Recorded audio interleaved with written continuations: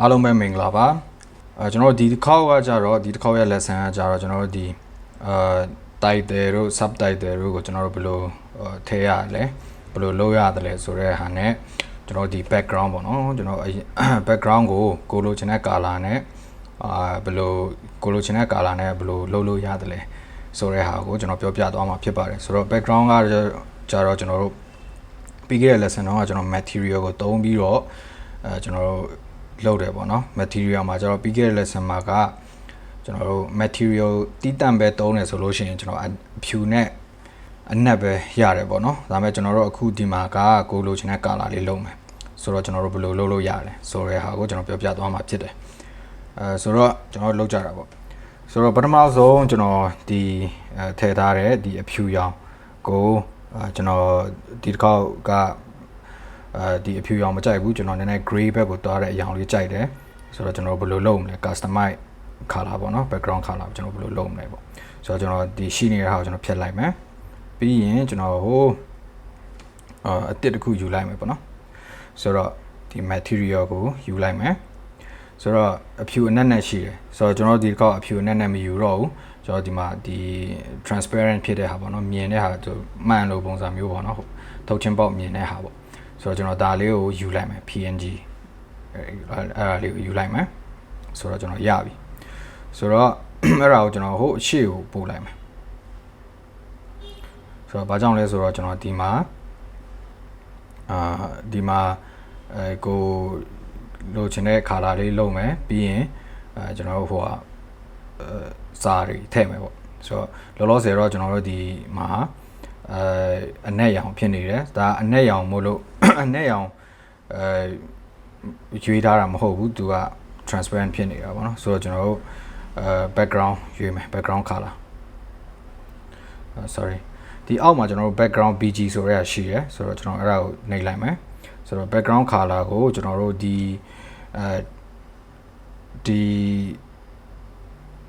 မှာအဆင့်တင်ရှိတဲ့ background color တွေရှိရယ်ကျွန်တော်ဒီ image ဆိုတဲ့ဟာပေါ့နော်ပုံထည့်လို့ရတဲ့ဟာရှိတယ်ဆိုတော့ကျွန်တော် color ကိုယူမယ်ပေါ့နော်ဆိုတော့ image ကိုယူရင်ကျွန်တော်ကဒီ gray color လေးကိုလိုချင်တဲ့ဖြစ်တဲ့အတွက် customize လုပ်လို့ရတယ်ဒီဘက် solid ဆိုတဲ့အောက်မှာပေါ့နော်ကျွန်တော်နှုတ်လိုက်မယ်ဆိုတော့ကျွန်တော် gray color အရင်ဒီလိုအဖြူကြီးမဟုတ်ဘူးပေါ့နော်ကျွန်တော် gray color လေးလိုချင်တယ်ဆိုတော့အလောက်လေးကိုကျွန်တော်ယူလိုက်မယ် okay ကျွန်တော်ဆို apply လုပ်လိုက်မယ်ဆိုတော့ gray color ရပါတယ်ဆိုတော့ဒီ default ကသူ့ရဲ့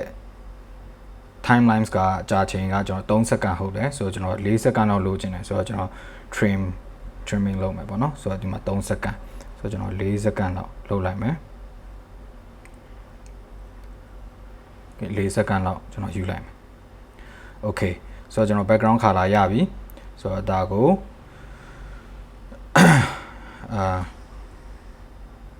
ဘယ်လိုကျွန်တော်အခုဒီ background အပေါ်မှာစာရေးမယ်ပြီးရင်ကျွန်တော်တို့ဒီ video လေးလာမယ်ပေါ့နော်ဆိုတော့ကျွန်တော်စာရေးမယ်ဆိုတော့ကျွန်တော်တို့ဒီအပေါ်မှာ tab to add subtitle ဆိုတာရှိတယ်ကျွန်တော်ဒါလေးကိုနှိပ်လိုက်မယ်ပေါ့နော်ဆိုတော့ဒီဘက်မှာကျွန်တော် subtitle template ဆိုတာရှိရယ် text ဆိုတာရှိရယ်ဆိုတော့ subtitle template တော့ကျွန်တော်တို့မသုံးသေးဘူးသူ internet မှာသူတို့ရဲ့ဟာသူ template တွေကိုကျွန်တော်တို့ဝယ်ရတယ်ရှင်းမယ် free ရတဲ့ဟာရှင်းမယ်ဆိုတော့လောလောဆယ်ကျွန်တော်ဒါမလုပ်ဘူးပေါ့နော်ဆိုတော့ text ကိုတွားလိုက်မယ်ဆိုတော့ဒီထဲမှာ input text ဆိုတာစာကိုထည့်တဲ့စာသူထည့်ချင်တဲ့စာထည့်မယ်ပေါ့နော်ဆိုတော့ဒီဘက်မှာနှစ်ခုရှိတယ်ဒီအပေါ်မှာအဲ့ဟာလေးကြည့်အောင်ဆိုတော့ဒီဒါတွေက standard တွေပေါ့နော်ကျွန်တော်ဒါတွေကိုရွေးလို့လည်းရတယ်ဒါပေမဲ့လောလောဆယ်ကျွန်တော်တို့ title အကြီးဖြစ်တဲ့အတွက်ကျွန်တော်ဒီ A အကြီးနဲ့ A အသေးကျွန်တော်အဲ့ဘက်ကိုတွားကြည့်လိုက်မယ်နော်ဆိုတော့ဒီမှာအများကြီးရှိတယ်ဒီမှာကျွန်တော်တို့ pro version မှာရမယ်ဟာတွေလည်းရှိတယ်ဆိုတော့တခြားဟာတွေလည်းရှိရပေါ့ဆိုတော့ကျွန်တော်ဒီထက်ကကိုအဆင်ပြေမဲ့ဟာတစ်ခုရွေးလိုက်မယ်ပေါ့နော်ဆိုတော့ကျွန်တော်ဒီ marble ဆိုတဲ့ဟာလေးကိုရွေးလိုက်မယ်အဲ့လိုပုံစံကိုရွေးလိုက်မယ်ပေါ့နော်ဆိုတော့ဒီ site ကကိုကြီးချင်တဲ့လောက်ရမယ်ပေါ့နော်ဒီမှာကိုကြီးတဲ့လောက်ရမယ်ကျွန်တော်ဒီလောက်လေးကြိုက်တယ်ကျွန်တော်နောက်ပြီးတော့ကျွန်တော်ရေးလိုက်မယ်ဆိုတော့ဒီမှာကျွန်တော်ရဲ့နာမည်ပေါ့နော် sorry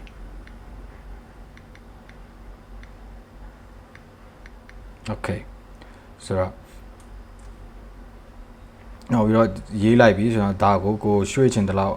ရွှေလို့ရတယ်ပေါ့နော်ပြီးရင်ကိုလိုချင်တဲ့အချိန်ကိုရတယ်ဆိုတော့ okay ဆိုတော့ကျွန်တော်ဒီစာကိုကျွန်တော်အယောင်ပြောင်းချင်တယ်ဆိုတော့ကျွန်တော်ဒါကိုဆက်သွားဒီအောက်မှာကျွန်တော်ဒါကိုထောက်ထားလို့ရှင်အောက်မှာရှိရပေါ့နော်ဆိုတော့ကျွန်တော် color လေးကိုကျွန်တော်ရွေးလိုက်မယ်ဆိုတော့စာအယောင်ကိုကျွန်တော်ဒီလိုအယောင်လေးလိုချင်တယ်အရန်နေရပေါ့နော်ဆိုတော့ကျွန်တော် customize လုပ်မယ်ကျွန်တော်ဒီအောက်မှာကိုလိုချင်တဲ့အယောင်လေးကို primary ကိုကျွန်တော်ရွေးလိုက်မယ် okay ဒီအယောင်လေးလိုချင်တယ်ကွက်တီပဲပေါ့နော်ဆိုတော့နည်းနည်းလေးလင်းလိုက်မယ် okay ဒီအယောင်လေးလိုချင်တယ်ကျွန်တော်ကတော့ဒီအယောင်လေးလိုချင်တယ်ပေါ့နော်ပြီးရင်ကျွန်တော် stoke ထည့်မယ် stoke ဆိုတာတော့ b စလုံးတွေရဲ့ b ကဟာပေါ့နော် stoke ထည့်မယ်stoke color ကိုကျွန်တော်အဖြူထည့်မယ် okay ဆိုတော့ stoke color ကိုအဖြူထည့်မယ်ဒါကကျတော့ stoke site ဘယ်လောက်ကြီးမလဲဘယ်လောက်သေးမလဲပေါ့နော်ဆိုတော့ကျွန်တော်နည်းနည်းသေးလိုက်မယ်ကျွန်တော်ဒီလောက်ကြိုက်တယ်ဆိုတော့ကျွန်တော်ဒီလောက်ကိုလုပ်လိုက်မယ်ဆိုတော့ဒီမှာကကိုအဆင်ပြေလို့လုပ်လို့ရတယ်ပေါ့နော်ကိုစမ်းကြည့်လို့ရတယ်ဟို text ကိုဘယ်လိုလုပ်တယ်လဲပေါ့နော်ဆိုတော့ okay ကျွန်တော်ဒါရပြီဆိုတော့ကျွန်တော်လွတ်ကြည့်လိုက်မယ်နော် okay အဲ့လိုလာပြီဆိုတော့ဒီမှာကကျွန်တော်တခါလဲလွတ်ကြည့်လိုက်လို့ရှင်ဖုန်းဆိုတခါလဲပေါ်လာပါတော့ဆိုတော့တချို့ case တွေမှာကတချို့တော့ story တွေမှာတချို့တော့ video တွေမှာအဲ့လိုလာတာကောင်းတယ်ဒါပေမဲ့ကျွန်တော်တို့ဒါကိုကျွန်တော် effect ထည့်ချင်ကျွန်တော်ဘယ်လိုထည့်ရမလဲပေါ့နော်ညင်တတာလေးဝင်ချင်တယ်ဆိုတော့ကျွန်တော်ဒါလေးကိုနှိပ်လိုက်မယ်ဆိုတော့ကျွန်တော်အပေါ်မှာအများကြီးရှိတယ်ဆိုတော့အဲ့ဒါကကျွန်တော် motion ဆိုတဲ့ဟာကိုတွားလိုက်မယ်ဆိုတော့ effect ပေါ့နော်ဆိုတော့ဒီမှာရှိတယ်အကြီးအသေးဖြစ်သွားတဲ့ဟာရှိတယ် spin လဲတဲ့ဟာရှိမယ်အမျိုးမျိုးရှိမယ်ပေါ့နော်ဆိုတော့ကျွန်တော်ကတော့ဒီရိုးရိုးလေး classic ပေါ့နော် simple classic လေးဒီလိုဖြစ်လာတာကြိုက်တယ်ပြီးရင်ကျွန်တော်တို့ဒီ duration ကိုကြတော့ကျွန်တော်တို့ဒီများလုပ်လိုက်မယ်ဆိုဖြည်းဖြည်းချင်းလာတာကြိုက်တယ်ပေါ့နော်အဲ့လိုလုပ်လိုက်မယ်ဆိုတော့ပြန်လွတ်ကြည့်လိုက်မယ် okay so perfect ဆိုတော့ကျွန်တော်ဒီလိုပုံစံကြိုက်တယ်ကျွန်တော်ကတော့ daddy မျိုးပါ okay စပြီဆိုတော့ကျွန်တော်တို့ဒီမှာ daddy မျိုးပါကျွန်တော်ဆိုတော့ကျွန်တော်နာမည်လေးထိုးချင်တယ်ဆိုတော့ကျွန်တော်အတစ်ပြန်မရိုက်ချင်တော့ဘူးဆိုတော့ခဏတုန်းကရိုက်ထားတဲ့ဟာကိုပဲကျွန်တော်နည်းနည်း copy ယူလိုက်မယ်ပေါ့နော်ဆိုတော့ကျွန်တော်အဲ့ထဲမှာနေလိုက် duplicate ဆိုတာရှိတယ်ဆိုတော့ duplicate ကိုယူလိုက်မယ်ပြီးရင်ကျွန်တော်ဒီနားမှာဆွဲချလိုက်မယ်ပြီးရင်ကျွန်တော်ဒီကောင်ကိုပဲကျွန်တော်ဟိုဟာပြန် edit လုပ်လိုက်မယ်ပေါ့နော်ဆိုတော့ကျွန်တော် color ကိုတွားမယ် sorry text ကိုတွားမယ်ပေါ့နော်ကျွန်တော်တေးလိုက်မယ်ကိုလိုချင်တဲ့လောက်တေးလိုက်မယ်ပြီးရင်ကျွန်တော်ရွှေ့လိုက်မယ်ဒီဘက်ကိုဒီလောက်ရွှေ့လိုက်မယ်ပေါ့နော်ပြီးရင်ကျွန်တော်ဒါကိုဒီတစ်ခါကကျွန်တော်background color ထည့်ချင်တယ်ဆိုတော့ color ကိုတွားမယ်အဲ့နေရာမှာကျွန်တော်အောက်မှာ background color ဆိုတာရှိတယ်ဆိုတော့ background color ကိုကျွန်တော် customize ကျွန်တော်ရွေးလိုက်မယ်ပေါ့နော်ကျွန်တော်ဒီကောင်အဲ့လောက်ကျွန်တော်ရွေးလိုက်မယ်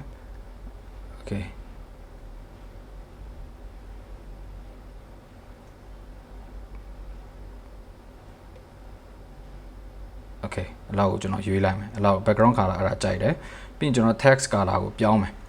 text color ကိုကျွန်တော်အဖြူပဲထားလိုက်မယ်ပြီးရင်ကျွန်တော် stoke ကိုမထည့်တော့ဘူးဆိုတော့ stoke မထည့်တော့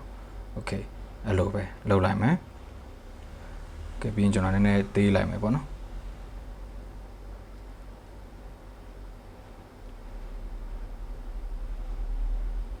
okay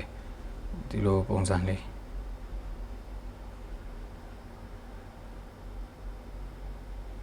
okay ဒီလိုပုံစံလေး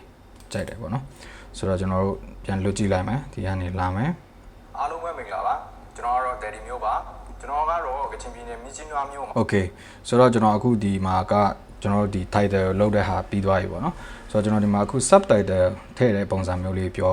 လုပ်ပြမယ်ပေါ့နော်ဆိုတော့ဒီတစ်ခါကိုကျွန်တော်တစ်ခုပြန်ယူလိုက်မယ် text ကိုယူလိုက်မယ်ဒီတစ်ခါကကျွန်တော်တို့ဒီဘက်ကိုမသွားတော့ဘူးကျွန်တော်ဒီ text ဘက်ကိုဒီရိုး text ပေါ့နော် standard text ကိုကျွန်တော်ယူလိုက်မယ်ပြီးရင်ကျွန်တော်ကဒီမှာကျွန်တော်ရေးလိုက်မယ်ပေါ့နော် hi fold ပေါ့နော်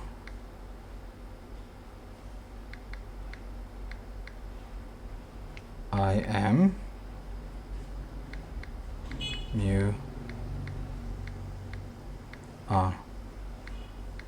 လေပေါ့နော်ဆိုတော့ကျွန်တော်ဒါယူလိုက်မယ်ကျွန်တော်ဒါကိုယူလိုက်မယ်ပြီးရင်ကျွန်တော်တို့ဒါကိုကျွန်တော်တို့ဒီအောက်ကိုရွှေ့လိုက်မယ်ပေါ့နော်โอเคကျွန်တော်ထုတ်ကြတာပေါ့ဆိုတော့အောက်ကိုရွှေ့လိုက်မယ်ပြီးရင်ကျွန်တော်တို့ဒီဟာကိုရမ်းကြီးနေတယ်ကျွန်တော်နည်းနည်းသေးလိုက်မယ်ပေါ့နော်ကျွန်တော်နည်းနည်းသေးလိုက်မယ်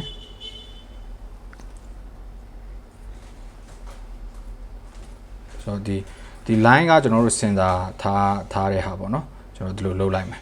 โอเคကျွန်တော်နည်းနည်းထပ်လွတ်ကြည့်လိုက်မယ်ပေါ့နော်ဒီမျိုးပါကျွန်တော်ကဆိုတော့โอเคစာနောက်ကျနေတယ်စာကိုကျွန်တော်တို့ကျွန်တော်ကဒီမျိုးပါဆိုတော့ main အဲ့ဘက်ကိုကျွန်တော်တွားလိုက်မယ်ပေါ့နော်ဆိုတော့ဒါကိုကျွန်တော်ရွှေ့ယူလိုက်မယ်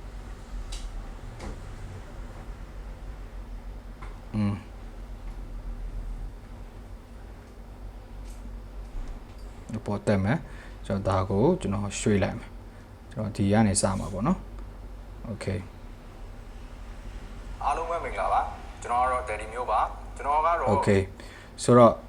ကျွန်တော်တို့အခုဒီမှာထပ်ထည့်ဖို့ subtitle တွေထပ်ထည့်ဖို့ရှိမယ်ဆိုတော့ဒါပေမဲ့ဥမာဆိုကြပါစို့ကျွန်တော်ဒီမှာအတစ်ယူပြီးတော့ဒီမှာထပ်လုပ်မယ်ဆိုလို့ရှိရင်ကျွန်တော်အတစ်ပြန်လုပ်နေရမှာပေါ့နော်ဆိုတော့ကျွန်တော်အဲ့လိုမျိုးမလုပ်ချင်တော့ဘူးဆိုတော့ကျွန်တော်တို့လုပ်ပြီးသားကိုကျွန်တော် copy ယူလိုက်မယ်ပေါ့နော်ဒါကိုကျွန်တော် duplicate ဒီဘက်မှာရှိတယ် duplicate ဆိုတဲ့ဟာလေးရှိတယ်ကျွန်တော်ဒါကိုယူလိုက်မယ် sorry ဆိုတော့ကျွန်တော်ဒါ duplicate ဆိုတဲ့ဟာရှိတယ်ပေါ့နော်ကျွန်တော်ဒါကိုယူလိုက်မယ်ဆိုတော့အပေါ်မှာရှိပါပြီကျွန်တော်ဒါကိုယူပြီးတော့အောက်မှာလုပ်လိုက်မယ်ပြီးရင်ကျွန်တော်စာအုပ်ပဲကျွန်တော် edit လုပ်လိုက်မယ်ပေါ့နော်ဆိုတော့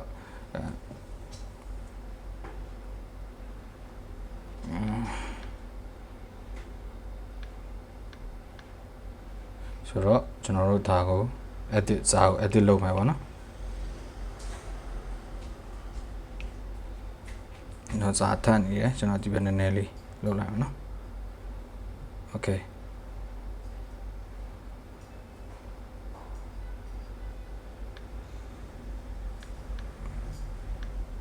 ဆိုတော့ကျွန်တော်ဒါကိုလုပ်လိုက်မယ်ပေါ့နော်sorry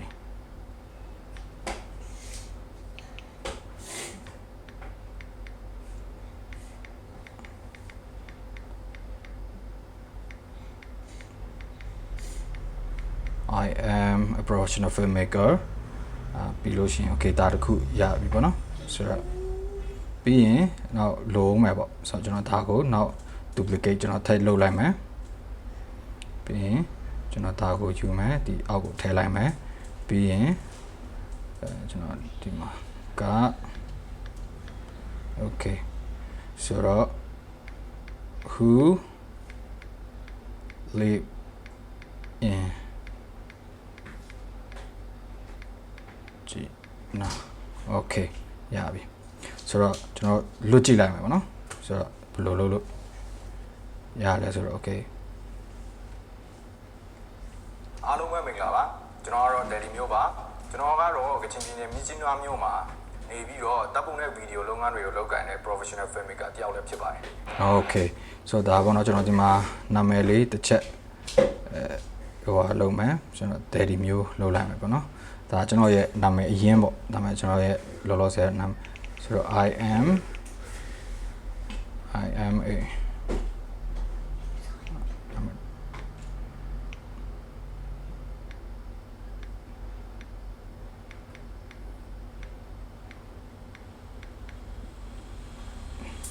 okay ဆိုတော့ကျွန်တော်တစ်ခေါက်ပြန်လွတ်ကြည့်လိုက်မယ်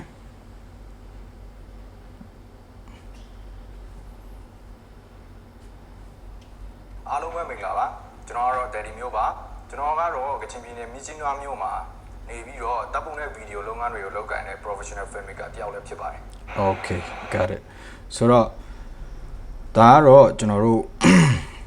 title နဲ့ subtitle ကိုဘယ်လိုထည့်ရလဲဘယ်လိုအသုံးပြုရတယ်လဲဆိုတဲ့ဟာကိုပြုလုပ်ပြသွားတာပဲဖြစ်ပါတယ်